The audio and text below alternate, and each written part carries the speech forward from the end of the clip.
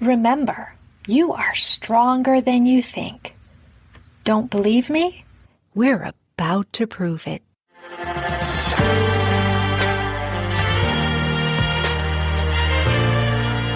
Welcome back.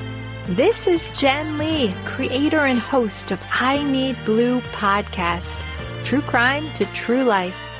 As a survivor of armed robbery and abduction, I understand the trauma and triggers survivors experience.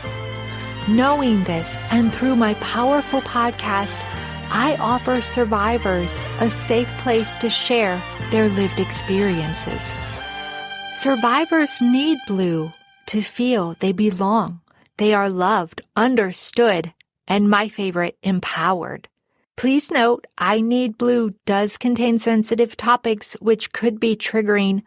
Please seek help if needed, and remember, you always come first. I Need Blue episodes can be found on Apple Podcast, Spotify, and many listening platforms, including my website, www.ineedblue.net. There, you will find all the episodes, valuable resources, safety tips, my newly released book and ebook, Why I Survived by Jennifer Lee. And if your passion is to learn to podcast, you will find a Learn to Podcast PDF available as well. I would like to thank Shar Good, the talented violinist who composed and performed this opening music. You can find information about Shar Good on my website. As always, thank you for listening. Let's begin today's episode. My guest today is Dr. Deely, a physician, life coach, and best-selling author. I had the honor of hearing her speak in person at ABWA, American Business Women Association. The topic? Living with Passion.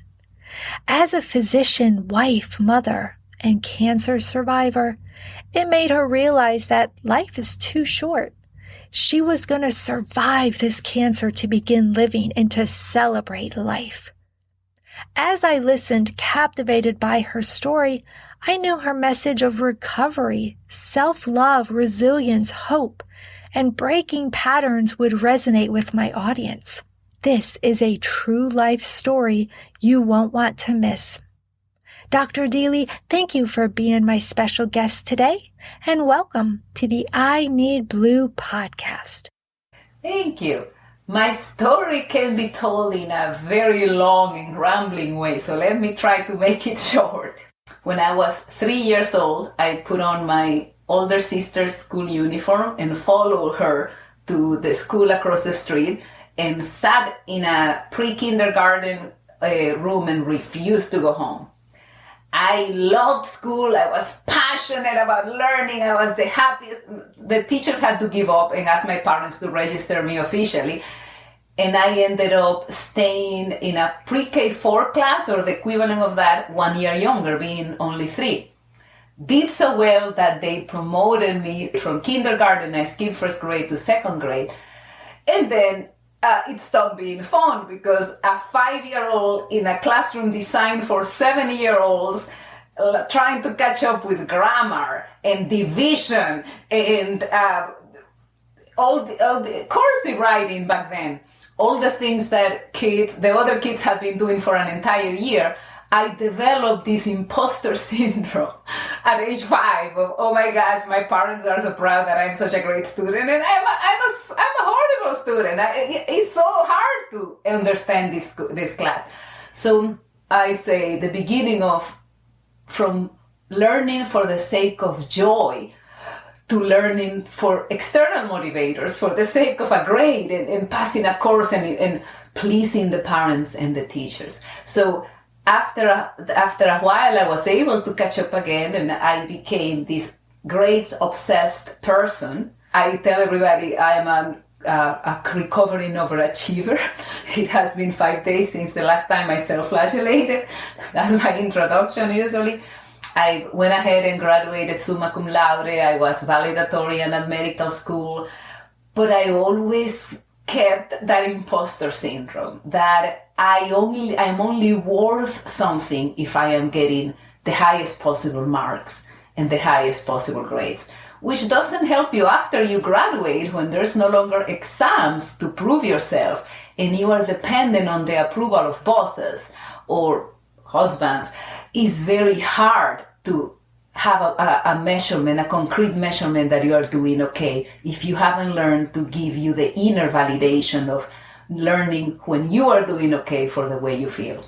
Yeah, you know what was interesting too when you told your story is I'm a middle child. And middle children, I used to be fascinated with birth order books. You know, the oldest child is just the oldest. The youngest is the baby. I had an older brother, so he was the only boy. So that left me as a middle child trying to find my niche.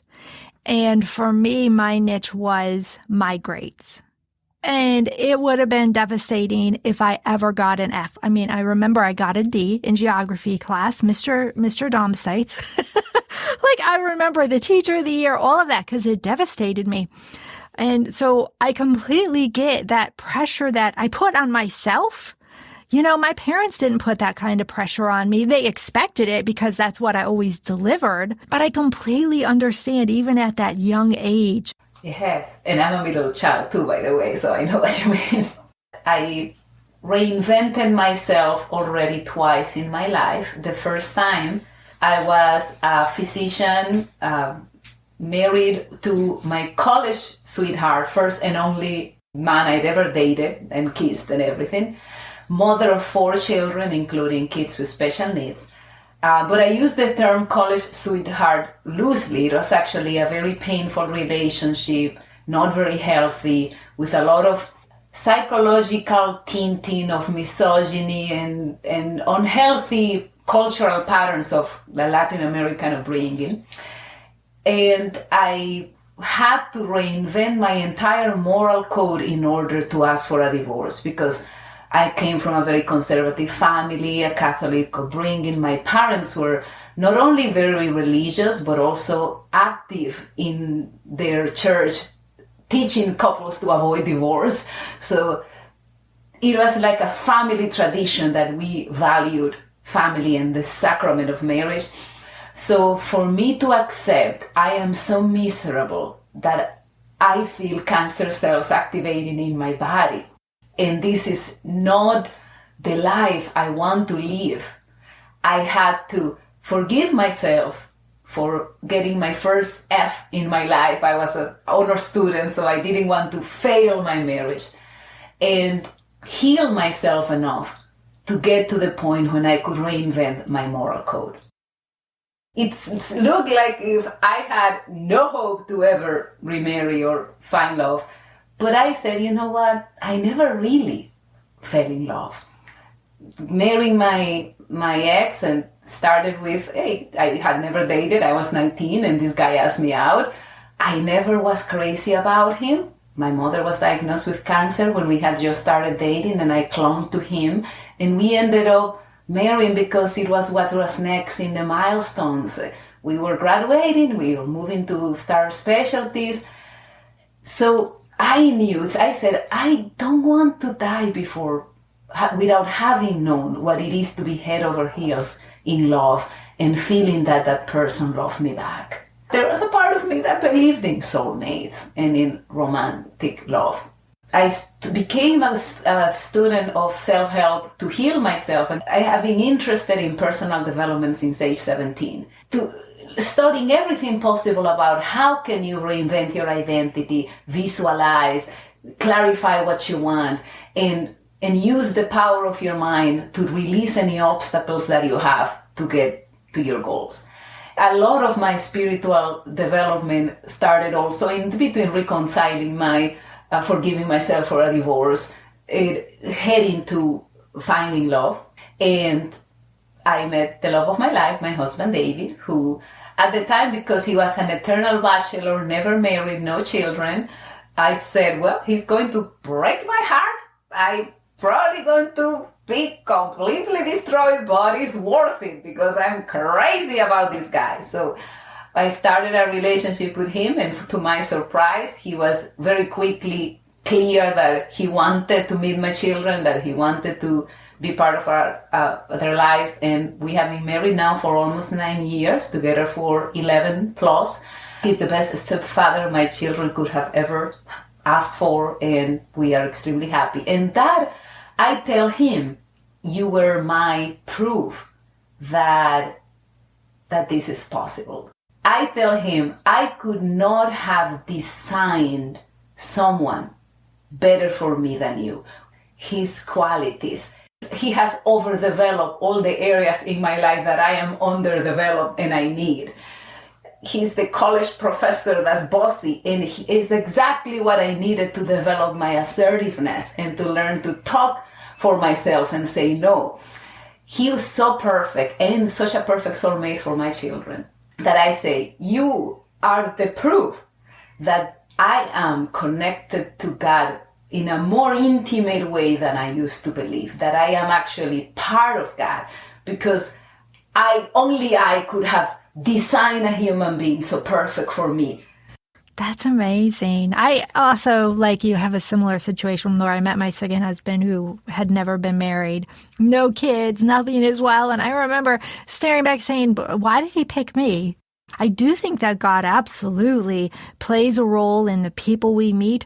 I think he controls timing, and when we're ready or when we need that person, they're brought into our life. And I think what you said, I best described as you balance each other out. That's how I look at my husband and I, is we kind of balance each other out. We're very much the same. We have the same birthday, both Scorpios, so you can imagine. I am so happy that you found that and that your children have that, and you are very thankful for it. Yes, I am. That is why I strongly recommend that if you can do anything to make yourself happier, do it. Because not only that brings you happiness, that raises your bar too. After finding so much happiness in my personal life, I started realizing that my professional life was so not like that. So I started considering, gosh, I am so unhappy in this work. Also getting a little bit of burnout. When I mentioned that my mother died of cancer, that had inspired me to become an oncologist in a not the healthiest way, because I felt the need to grieve her. And every cancer patient I saw would make me cry a little, would make me feel that I had grieved her a little more. That wasn't necessarily the healthiest reason to pursue that career. I thought that my biggest quality that I had to offer was my empathy, because I had come from a family that had faced cancer, that I could empathize and be more loving to the patients and their relatives. But as I found out later on, that was actually a problem, because the oncologists that were long living and successful in their practices had needed to really reduce their empathy, not to let the suffering of the patients affect them. My personality wasn't suited for that career. And exactly as I was starting to plan, what can I do if I can start an alternative type of practice, or like a mind, body, spirit version or alternative version for part of oncology, or leave medicine. When I was debating about that, I was diagnosed with breast cancer.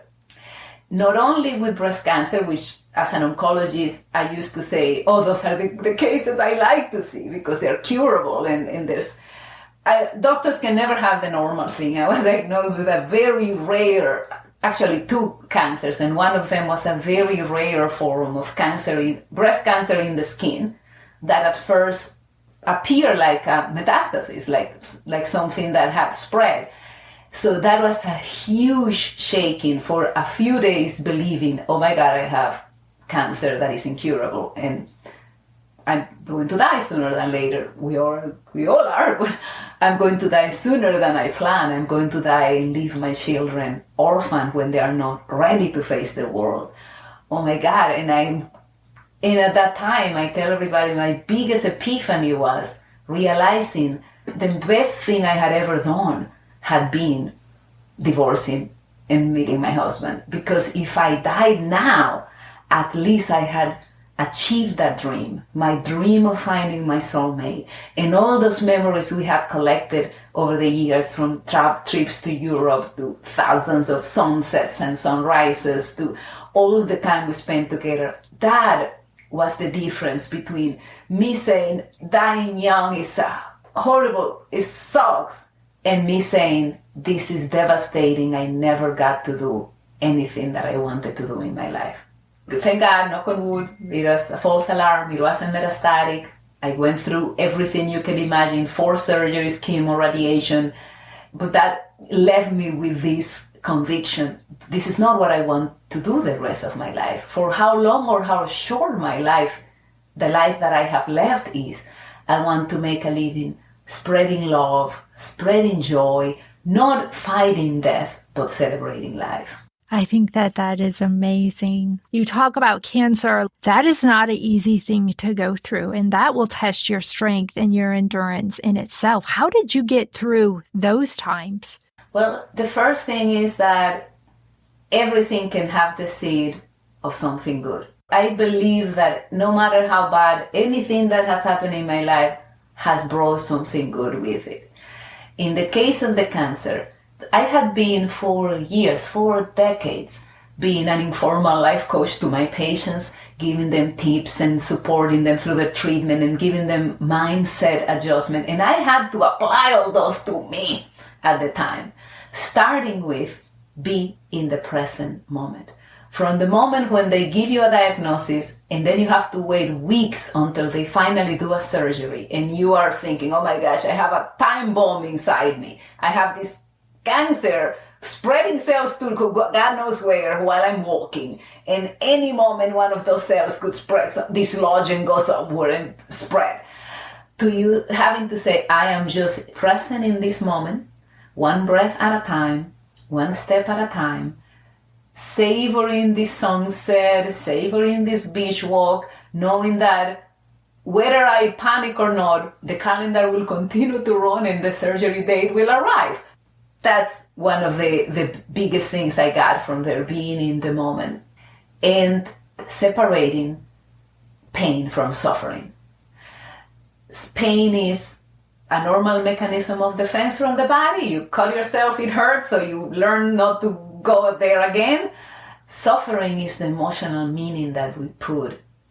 Suffering is, I cut myself and I'm a victim, or I cut myself because someone was mean to me, or I cut myself and I'm an idiot and I shouldn't have done that. All the emotional self-beating that we add to the pain, that is what you don't need in your life. That's what drains your energy. You can be in pain, in the middle of chemo, feeling nauseous, your whole body aching, feeling fatigue, and you can separate pain from suffering.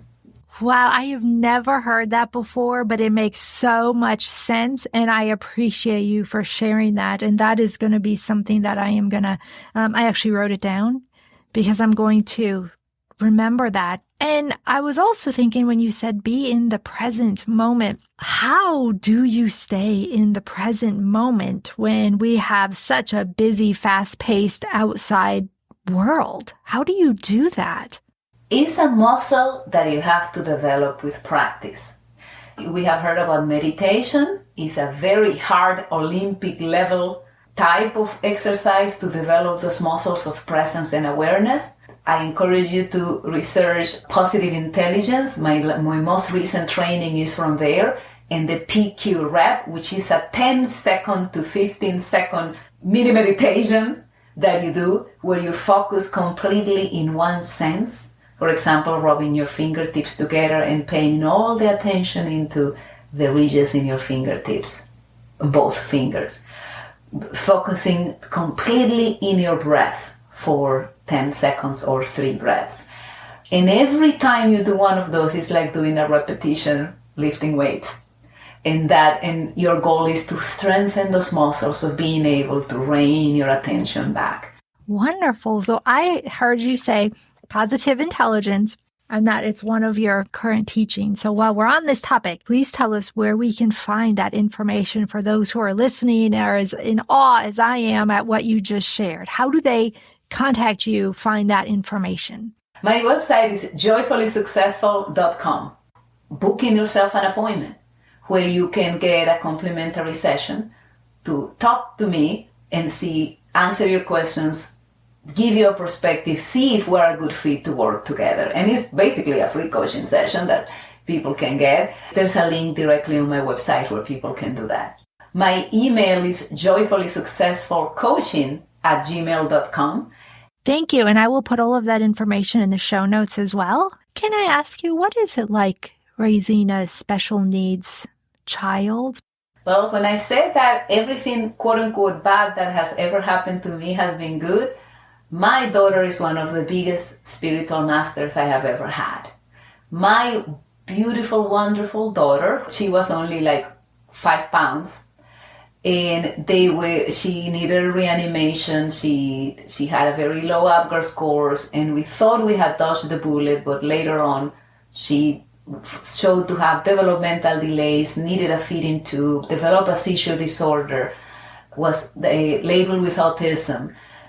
That girl, who in the first years of her life was back and forth from the hospital, and we never knew if she was going to survive the next seizure attack, she became my master in unconditional love. I realized that I never forget, and it's on my book, by the way, it's a scene, I don't ever forget, in a stretcher waiting for an MRI with her in my arms when she was like 4 years old, and playing with her with my cell phone, killing time, laughing until they came, was the moment when I realized she is perfect, exactly the way she is. This overachiever, self-flagellator that I wanted my daughter to be the president or an astronaut and be even more successful than I had been academically, realized I couldn't love her 1 milligram more than I loved her. And that she was perfect exactly the way she was. There was nothing that she needed to change for me to love her. And that was exactly the same way that my higher power or God loved me. That all my efforts to be excellent and successful were just supposed to be for my own fun and my own learning and my own entertainment, because the love had never needed to be purchased or earned. That's beautiful. Thank you for sharing. We just mentioned your children. So as a parent who's listening, can you give advice to them on how to instill your positive message into children? Ooh, that's a great topic. I wish we had more time, because that's one of my favorite topics lately. Many of my clients happen to have growing kids or teenage kids. So the number one thing is unconditional love. Your role as a parent, number one before anything, is to tell your child you are okay. The world is going to try to tell your daughter she's too fat. Is going to try to tell your son he's not cool enough. The world is going to try to tell you that if you don't have the last cell phone, or if you're not in social media and have a million followers, there's something wrong with you. So your number one mission is to love them unconditionally and letting them know you are perfectly okay. I call that being a loving mirror that reflects to them the good in them, and also a mirror tells you if you have as much of sauce on your face. As a loving mirror, you also it's your responsibility to tell them if they're not acting well. But you always remember that you are telling them about what they are doing. You're not criticizing who they are. You are giving them feedback about something they are doing. That's number one. And the other one would be to make sure that every moment is an opportunity to teach them values. Define what are the values that you want to pass to your children. My number one, and my children repeat it, is love. What is the number one value? Love. Was your intention loving when you did that? It was? Okay, so then that's okay. Did you do that because you wanted to hurt your sibling? Then it's not okay. So love, respect, self-respect, compassion, kindness. Define what are the values that you want to pass to your children. Hard work, prayer, whatever they are. In every opportunity, and here's even the bad moments, when they have disappointed you, when you say, well, thank you, God. Opportunity to talk about values. We don't do this not wasting time on the superficial part. It's not about you spend too much time with your video game. It's about we value family, and family time is sacred. It's not about whether you hit your brother with the shoe or you hit the brother with the notebook. It's about the value of love. we love each other, therefore we don't hurt each other. Let me ask you this. For people who you talk to that are hopeless, how do you instill hope in them? That's a very strong and interesting thing, because I believe we all have our target audience. If someone reaches to me or even notices my message, they are not hopeless. Someone who is hopeless is in a dark room, locked. If you're listening, I'm talking to the person listening, if you're listening to this podcast, you're not hopeless. There is a part of you, a little part of you that has never been harmed, that is in direct connection with the divinity. And no matter what bad thing has happened to your body, that part of you is intact and directly connected to the divinity. That part is reaching out and telling you there is hope. So by the time someone reaches out to me, they are already pre-selected to people who are already we have a very high chance of success because they have taken the step of reaching out. Very powerful. Thank you. I love that. I can actually visualize the example you just gave. I visualize it. Cancer. Are you in remission? Yes, I had a recent scare, actually. I've been in remission for almost 4 years. I had finished my chemotherapy, everything, and I had started taking life a little bit for granted. I used to tell everybody, I am cured. I'm not in remission. I am cured. And I was shying away from survivor groups, or because I didn't want anybody to put in my mind that cancer existed. And then I felt a lump on my scar and went to have an ultrasound, and they said something looks really ugly there, we need to do a biopsy. And for a few weeks I was really scared. I really thought, oh my God, being a doctor and oncologist, I knew if a cancer came back despite the aggressive treatment I had, 3 surgeries, chemotherapy, radiation, hormone therapy, it had to be a lot more aggressive than we gave it credit for. So I was very close to thinking I'm going to be one of those cases that treatment doesn't even touch them, that this is it, this is the end. Thank God, it was a false alarm, it was a scar tissue. That was a scare I just went through a couple of months ago. And that really revived and strengthened my commitment to, well, if we're living life, like if any day could be the last one, am I where I want to be?